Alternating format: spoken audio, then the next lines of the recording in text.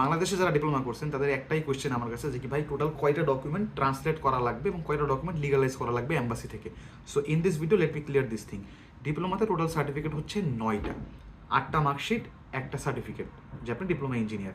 এখন অ্যাপ্লিকেশনের জন্য প্লাস ভর্তি হওয়ার জন্য আপনার শুধুমাত্র 8 সেমিস্টারের যে মার্কশিট ওইটা এবং আপনার যে ডিপ্লোমার সার্টিফিকেট ওইটা হচ্ছে যে কি ট্রান্সলেট করা লাগবে এবং লিগালাইজ করা লাগবে। যদি কেউ আপনাকে বলে থাকে যে কি না আপনার সকল ডকুমেন্টস ট্রান্সলেট এবং লিগালাইজ করা লাগবে,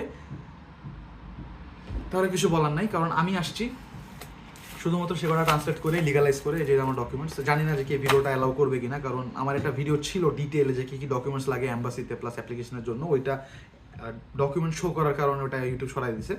সো আই গেস আপনাদেরকে আমি বুঝাইতে পারছি যে কি আপনার শুধুমাত্র ডিপ্লোমার 8 সেমিস্টারের মার্কশিট এবং লাস্টের যে আপনার সার্টিফিকেটটা আসছে সেইটা, এই দুইটা সার্টিফিকেট আপনার ট্রান্সলেট এবং লিগালাইজ করা লাগবে এবং অ্যাপ্লিকেশনের জন্য এই দুইটা।